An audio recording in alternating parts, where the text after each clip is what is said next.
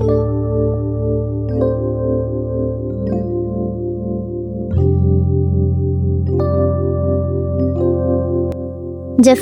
మొదటి అధ్యాయము. యూదారాజుగు ఆమోను కుమారుడైన యోషియా దినములలో హిజ్కియాకు పుట్టిన అమర్యా కుమారుడగు గెదల్యాకు జననమైన కూషి కుమారుడగు జెఫన్యాకు ప్రత్యక్షమైన యెహోవా వాక్కు. ఏమీయు విడవకుండా భూమి మీదనున్న సమస్తమును నేను ఊడ్చివేసేదను. ఇదే యెహోవా వాక్కు. మనుష్యులనేమి పశువులనేమి నేను ఊడ్చివేసేదను. ఆకాశ పక్షులనేమి సముద్ర మత్స్యములనేమి దుర్జనులనేమి వారు చేసిన అపవాదములనేమి నేను ఊడ్చివేసేదను. భూమి మీద ఎవరనూ లేకుండా మనుష్య జాతిని నిర్మూలము చేసేదను. ఇదే యెహోవా వాక్కు. నా హస్తమును యూదావారి మీదను యెరూషలేము నివాసులందరి మీదను చాపి బయలుదేవత యొక్క భక్తులలో శేషించిన వారిని, దానికి ప్రతిష్ఠితులగు వారిని, దాని అర్చకులను నిర్మూలము చేసేదను. మిద్దెల మీద ఎక్కి ఆకాశ సమూహములకు మ్రొక్కువారిని, యెహోవా పేరును బట్టియు బయలుదేవత తమకు రాజను దాని నామమును బట్టియు మ్రొక్కి ప్రమాణము చేయువారిని నేను నిర్మూలము చేసేదను. యెహోవాను అనుసరింపక ఆయనను విసర్జించి ఆయన యొద్ద విచారణ చేయని వారిని నేను నిర్మూలము చేసేదను. ప్రభువైన యెహోవా దినము సమీపమాయెను. ఆయన బలి ఒకటి సిద్ధపరిచి ఉన్నాడు. తాను పిలిచిన వారిని ఆయన ప్రతిష్ఠించి ఉన్నాడు. యెహోవా సన్నిధిని మౌనముగా నుండుడి. యెహోవా ఏర్పరచిన బలిదినమందు అధిపతులను, రాజకుమారులను, అన్యదేశస్థుల వలె వస్త్రములు వేసుకుని వారినందరినీ నేను శిక్షింతును. మరియు ఇండ్ల గడపలు దాటివచ్చి యజమానుని ఇంటిని మోసముతోనూ బలాత్కారముతోనూ నింపువారిని ఆ దినమందు నేను శిక్షింతును. ఆ దినమందు మత్స్యపు గుమ్మములో రోదన శబ్దమును, పట్టణపు దిగువ భాగమున అంగలార్పును వినబడును. కొండల దిక్కు నుండి గొప్ప నాశనము వచ్చును. ఇదే యెహోవా వాక్కు. కనానీయులందరూ నాశమైరి. ద్రవ్యము సమకూర్చుకొనిన వారందరూ నిర్మూలము చేయబడిరి గనుక మక్తేషులోయ నివాసులారా అంగలార్చుడి. ఆ కాలమున నేను దీపములు పట్టుకొని యెరూషలేమును పరిశోధింతును. మడ్డి మీద నిలిచిన ద్రాక్షారసము వంటి వారై యెహోవా మేలైనను కీడైనను చేయువాడు కాడని మనసులో అనుకుని వారిని శిక్షింతును. వారి ఆస్తి దోపుడు సొమ్మగును. వారి ఇండ్లు పాడగును. వారు ఇండ్లు కట్టుదురు గాని వాటిలో కాపురముండరు. ద్రాక్ష తోటలు నాటుదురు గాని వాటి రసమును పానము చేయరు. యెహోవా మహాదినము సమీపమాయెను. యెహోవా దినము సమీపమై అతి శీఘ్రముగా వచ్చుచున్నది. ఆలకించుడి. యెహోవా దినము వచ్చుచున్నది. పరాక్రమశాలురు మహారోదనము చేయుదురు. ఆ దినము ఉగ్రత దినము, శ్రమయు ఉపద్రవమును మహానాశనమును కమ్ము దినము, అంధకారమును గాఢాంధకారమును కమ్ము దినము, మేఘములను గాఢాంధకారమును కమ్ము దినము. ఆ దినమున ప్రాకారములు గల పట్టణముల దగ్గరను ఎత్తైన గోపురముల దగ్గరను యుద్ధఘోషణయు బాకానాదమును వినబడును. జనులు యెహోవా దృష్టికి పాపము చేసిరి గనుక నేను వారి మీదికి ఉపద్రవము రప్పింపబోవుచున్నాను. వారు గ్రుడ్డివారి వలె నడిచెదరు. వారి రక్తము దుమ్ము వలె కారును. వారి మాంసము పెంట వలె పారవేయబడును. యెహోవా ఉగ్రత దినమున తమ వెండి బంగారములు వారిని తప్పింపలేకపోవును. రోషాగ్ని చేత భూమి అంతయు దహింపబడును. హఠాత్తుగా ఆయన భూనివాసులందరినీ సర్వనాశము చేయబోవుచున్నాడు.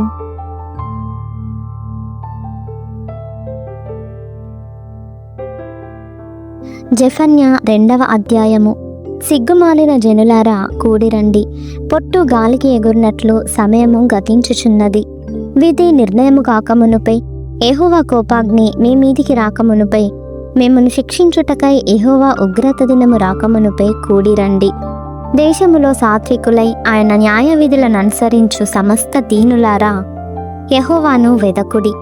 మీరు వెదకి వినయము గలవారై నీతిని అనుసరించిన ఎడల ఒకవేళ ఆయన ఉగ్రత దినమున మీరు దాచబడుదురు. గాజా పట్టణము నిర్జనమగును.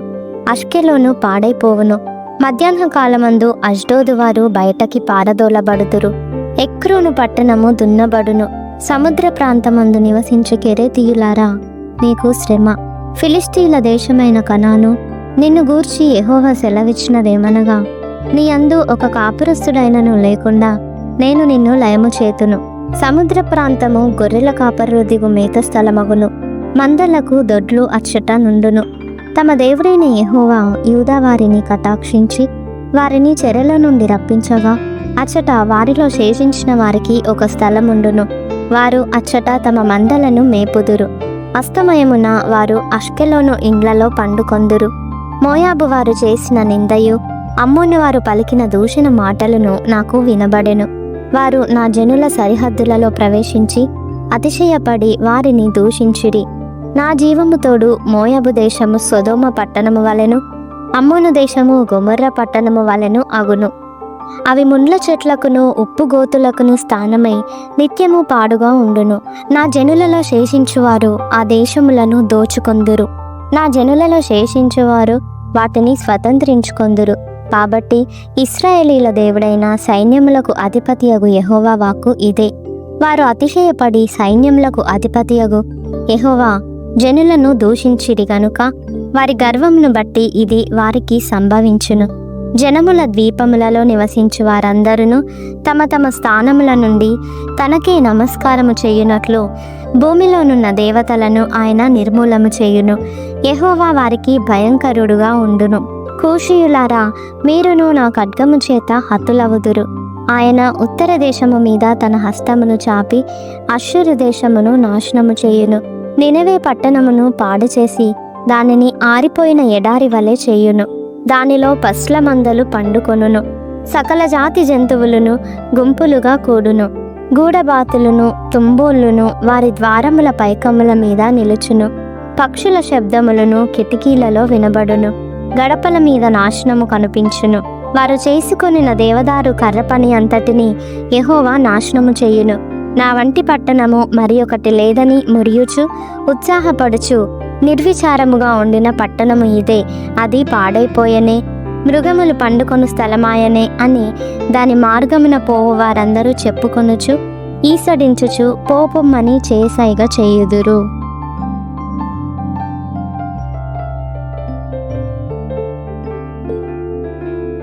జెఫన్యా 3వ అధ్యాయము. ముష్కరమైనదియు భ్రష్టమైనదియు అన్యాయము చేయునదియునగు పట్టణమునకు శ్రమ. అది దేవుని మాట ఆలకించదు, శిక్షకు లోబడదు. యెహోవా యందు విశ్వాసముంచదు, దాని దేవుని యొద్దకు రాదు. దాని మధ్య దాని అధిపతులు గర్జన చేయు సింహములు, దాని న్యాయాధిపతులు రాత్రి అందు తిరుగులాడుచు తెల్లవారు వరకు ఎర్రలో ఏమీ మిగులకుండా భక్షించు తోడేళ్ళు. దాని ప్రవక్తలు గప్పాలు కొట్టువారు, విశ్వాసఘాతకులు. దాని యాజకులు ధర్మశాస్త్రమును నిరాకరించి ప్రతిష్ఠిత వస్తువులను అపవిత్రపరుతురు. అయితే న్యాయము తీర్చి యెహోవా దాని మధ్యనున్నాడు. ఆయన అక్రమము చేయువాడు కాడు. అనుదినము తప్పకుండా ఆయన న్యాయ విధులను బయలుపరచున. ఆయనకు రహస్యమైనదేదియూ లేదు. అయినను నీతిహీనులు సిక్కెరుగరు. నేను అన్యజనులను నిర్మూలము చేయగా వారి కోటలను పాడగును.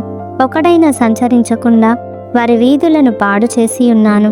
జనము లేకుండాను వాటి అందెవరునూ కాపురం ఉండకుండాను వారి పట్టణములను లయపరిచిన వాడను నేనే. దాని విషయమై నా నిర్ణయమంతటి చొప్పున మీ నివాస స్థలము సర్వనాశము కాకుండానట్లు నా యందు భయభక్తులు కలిగి శిక్షకు లోబడుదురని నేననుకొంటిని. కానీ వారు దుష్క్రియలు చేయుటయందు అత్యాశ గలవారైరి. కాబట్టి యెహోవా సెలవిచ్చువాకు ఏదనగా, నా కొరకు కనిపెట్టుడి. నేను లేచి ఎరపట్టుకొను దినము కొరకు కనిపెట్టియుండుడి. నా ఉగ్రతను నా కోపాగ్ని అంతటిని వారి మీద కుమ్మరించుటకై అన్యజనులను పోగు చేయుటకును గుంపులు గుంపులుగా రాజ్యములను సమకూర్చుటకును నేను నిశ్చయించుకొంటిని. నా రోషాగ్ని చేత భూమి అంతయు కాలిపోవును.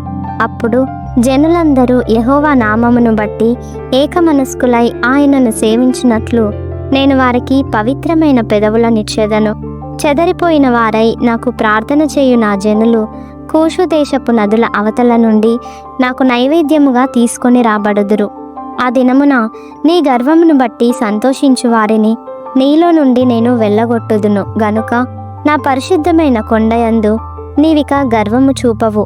నా మీద తిరుగబడి నీవు చేసిన క్రియల విషయమై నీకు సిగ్గు కలుగదు. దుఃఖితులకు దీనులను యెహోవా నామమును ఆశ్రయించు జనశేషముగా నీ మధ్య నుండనిత్తును. ఇశ్రాయేలీయులలో మిగిలిన వారు పాపము చేయరు. అబద్ధమాడరు, కపటములాడు నాలుక వారి నోట నుండదు. వారు ఎవరి భయము లేకుండా విశ్రాంతి గల వారై అన్నపానములు పుచ్చుకొందురు. సీయోను నివాసులారా, ఉత్సాహధ్వని చేయుడి. ఇశ్రాయేలీయులారా, జయధ్వని చేయుడి. యెరూషలేము నివాసులారా, పూర్ణ హృదయముతో సంతోషించి గంతులు వేయుడి. తాను మీకు విధించిన శిక్షను యెహోవా కొట్టివేసి ఉన్నాడు. నీ శత్రువులను ఆయన వెళ్ళగొట్టి ఉన్నాడు. ఇశ్రాయేలుకు రాజైన యెహోవా మీ మధ్య ఉన్నాడు. ఇక మీదట మీకు అపాయము సంభవింపదు.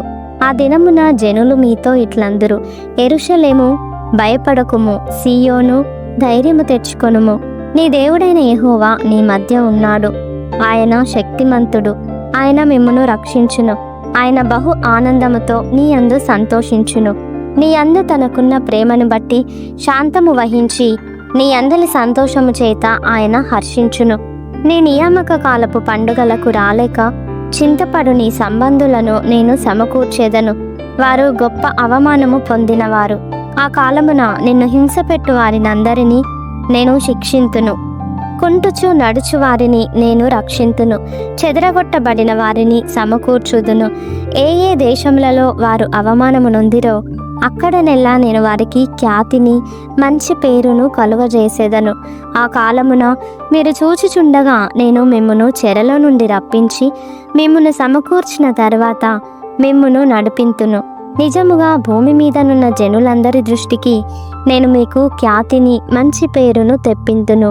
ఇదే యెహోవా వాక్కు.